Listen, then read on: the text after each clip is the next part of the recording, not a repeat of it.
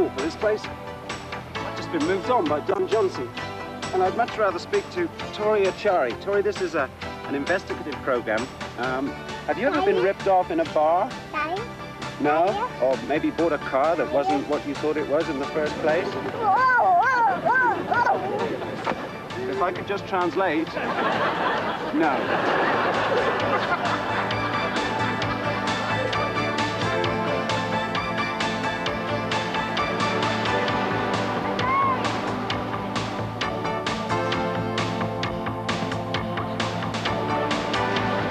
But when the oil goes on, the slippery customers come out. This beach can easily become a fool's paradise, literally a tourist trap. Take a closer look. Cameras just crying out to be snatched, bags lying open, radios, all sorts of stuff for the beach sharks. Locking your gear in your car at the local parking lot isn't much safer. Most people are inclined to leave their car roof or windows open in the hot sun, so there's no problem for even the most amateur thief. Even if you do lock your car, a smart thief will watch where you put your keys, and there aren't many comfy places to hide them when you're dressed like this. These two are obviously well into their valuables. Let's face it, if you want to have fun at the beach, you've got to display what you've got. And what you don't want is to be worrying every 5 minutes about your watch or camera or bag. The secret is to go with a couple of friends so you never leave your goods unattended.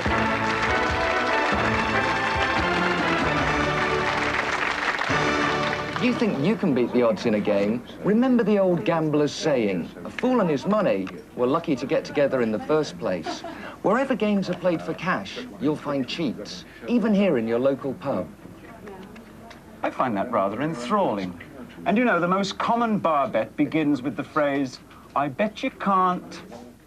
I bet you can't get that coin in that glass without touching a thing. So, Amanda, have you got any idea at all how to get that coin into the glass without touching anything? Without touching anything at all? Nothing at all. No, I can't see how you can do it. Amanda's puzzled. Here's how it's done. Oh!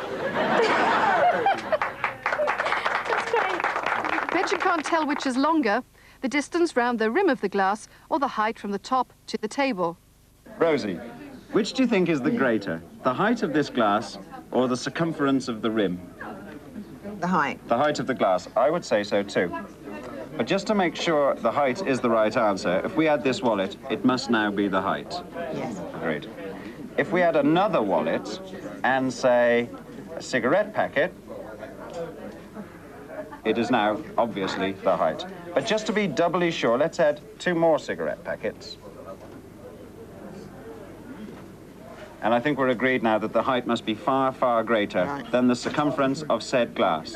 Would you now hold said glass whilst we measure it with this bit of string? I always carry a bit of string with me. And let's measure it. Now, I just want you to see that I'm being exact, fair, and above board. There. Is the circumference? Yeah. Then let's see. Ooh, come on, string. Naughty string. Ooh. You saying hello? That's the answer.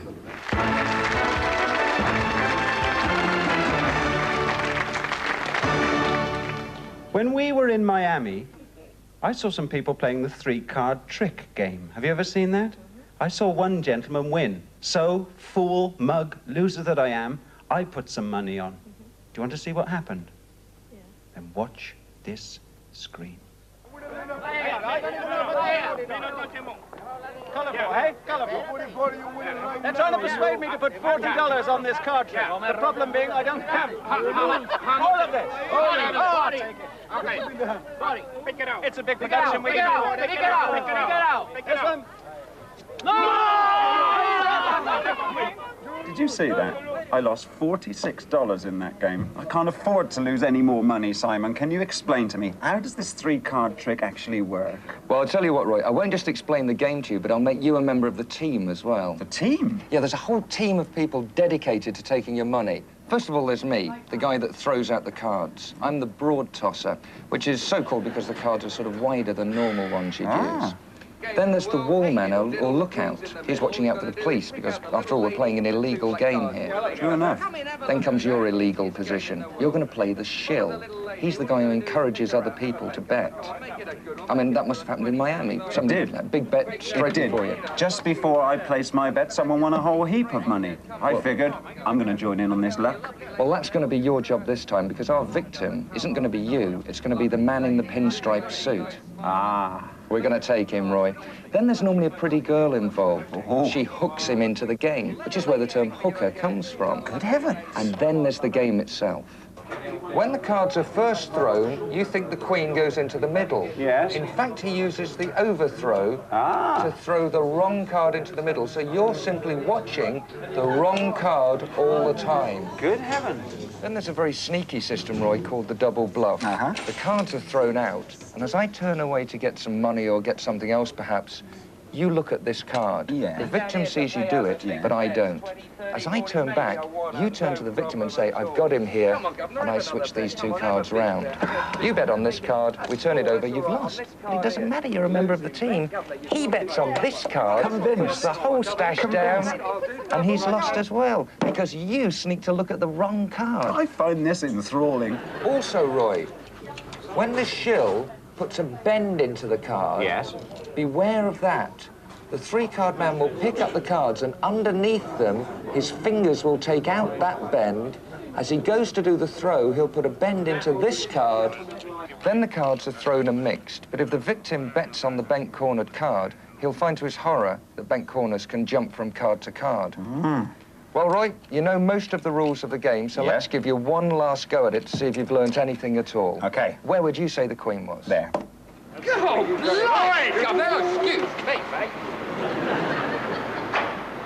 Don't forget, the only way to win at this game is not to play it in the first place. And don't be tempted, just because you know a bit, to start to give advice to people who do want to play it, or you might get a visit from this guy, 14-week Freddy, which is the length of time you'll spend in hospital after a visit from him. All right, John? All right.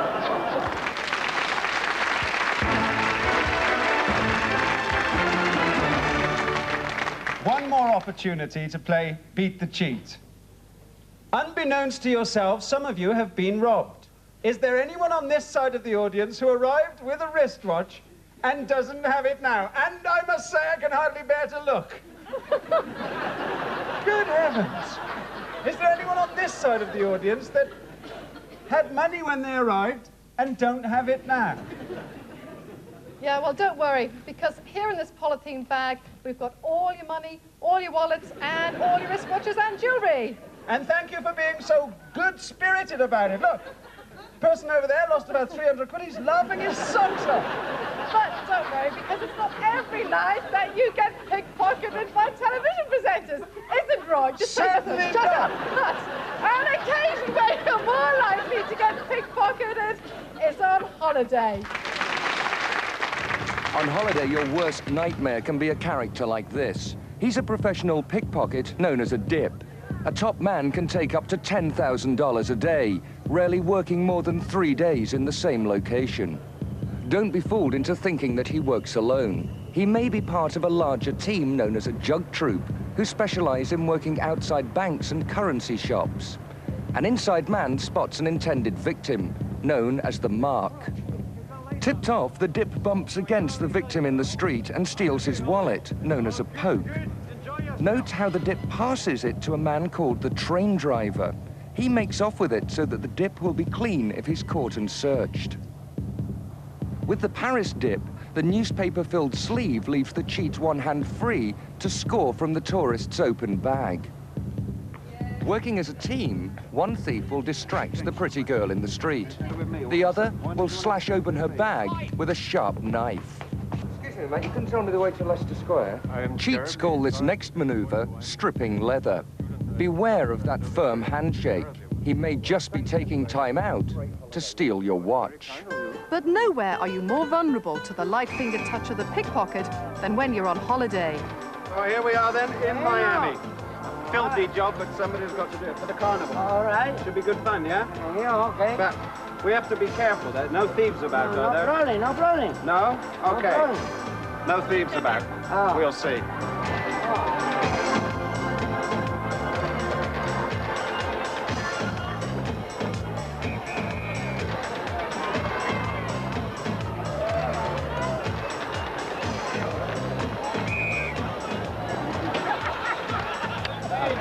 Back at the carnival, it started to rain, but our spirits are not dampened, particularly Trish's, because this is her favourite moment. We're going to find out now how easy it is to pick a pocket by asking Trish Williamson to select the bottom, please. Sorry. This is the problem. Plenty to see and do, like summer clothes, and in this heat, nobody wants to carry a jacket or bag. About the worst place to carry your wallet is the back pocket. He didn't even feel his wallet go. But where's his cash? He's got more sense than to keep it in his back pocket. Oh, down here. That's the most secure place for it, is it? And if you open it, there's something else inside. It's amazing what men carry in their wallets these days. This one was certainly well prepared.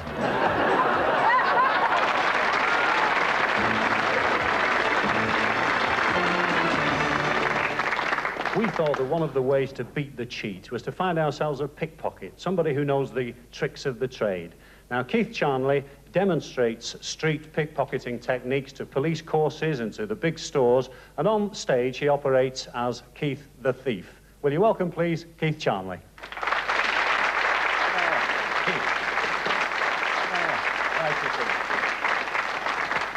Well, let's get one thing straight. Keith the Thief, you may be on stage, but Keith the Thief you're not and never have been. That's right, isn't it? Entertainment purposes only, Mr. Thorpe. Tell me, what do you think about pickpockets? What's your personal view of them? Toe rags. Well, that's short and sweet. Toe rags. Do we all agree with that? Yeah, that's right. And tell me, is there any real way of beating the determined pickpocket? Yeah, but this is a question obviously asked all the time by people, and what I always say is to be aware of your surroundings. You know, if you're shopping, people are intent on what they're shopping for, and they're not looking or conscious of the surroundings. One good point to remember is if you see someone in a crowd and their eyes are typically shifting and looking everywhere, it's either a copper or a thief.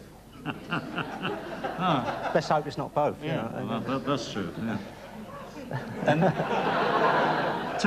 tell me about what we should wear. Is there any way of putting places or putting your belongings where they're going to be safer than anywhere else? I mean, what about pockets? Is one pocket safer than another? Probably the safest way is not to carry a wallet, but obviously if you have got money, spread it around, particularly if perhaps a pocket on the inside of the trousers. Yeah. For cash, obviously don't carry checkbooks, cards together in the same pocket. Well, we don't do that, do we? I mean, I've got a jacket here, there's a button on it. I bet all of us here, right. I bet anybody that's wearing a jacket with a button on it inside your inside pocket, I bet it's not fastened, is it? It's like women are constantly told not to leave purses on top of shopping bags, but it's a common fault, and you see people doing it all the time. Because the same as burglary or any other kind of theft that we've seen tonight, it always happens to someone else. Yeah. And what about women? Is there anything that women should do to make sure that they're safe? Mainly their bags, especially if they've got a bag and it's a strap type and it's on the shoulder. If they put it under their arm, carry it away, for argument's sake, if you're walking down the street, carry it away from the curbside, because of, obviously when you're abroad, everyone's heard of this idea of people on motorbikes snatching stuff as they go by, and just being aware of it.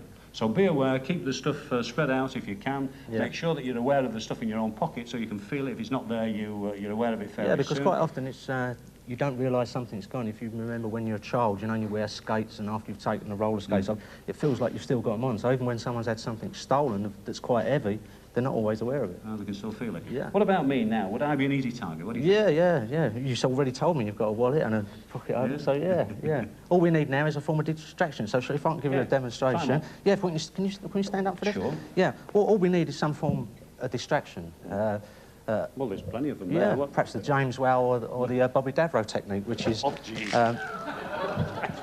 As you can see, this is very messy, so, perhaps if I could dust you down a bit. You probably just fused the studio. Oops, sorry, should we put that? Yeah. Right, see, and we steal the wallet. Yeah. And you're doing all right, Mr. Stalker. Yeah. There's a couple of white ones in there as well. Incidentally, we're talking about this is the inside pocket. That is generally more safe. A lot of people do carry the money in the back pocket, and that is obviously very dangerous. If you have got anything of value, trouser pocket is normally a lot safer. But if you do have an inside pocket, and especially if you've got a button, then use it. Put it, obviously, and then it's a lot safer. And if I go near it, you'll know. That's right. But hang on to your wallet. Keith Charnley, thank you very much.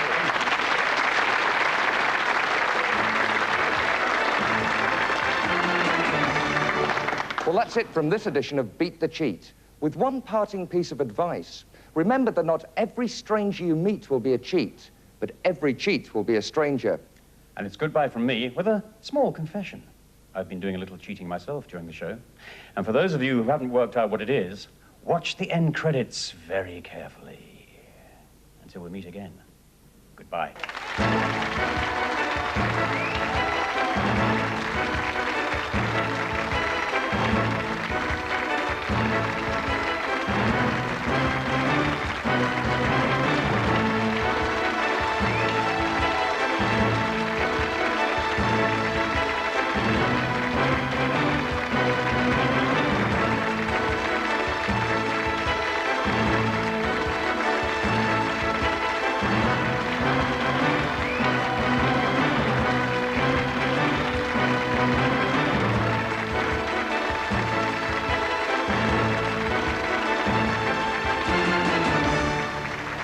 My late husband, may God rest him, he was Italian, you know. Oh, really? Oh, yes, every night he just wanted the one thing. Oh, no. Rigatoni. With meatballs. But I do like to get out, you know, get down to London for the day, go to a restaurant. They are terribly hot, though, have you noticed? Oh, I think it's dreadful. They're just the heating in these places. They absolutely just stifle you. Can't wait to sort of get out. Oh, dear. I must stop eating those chili peppers. It does things for you, obviously. Oh, I feel better now. Do you want to go to a disco?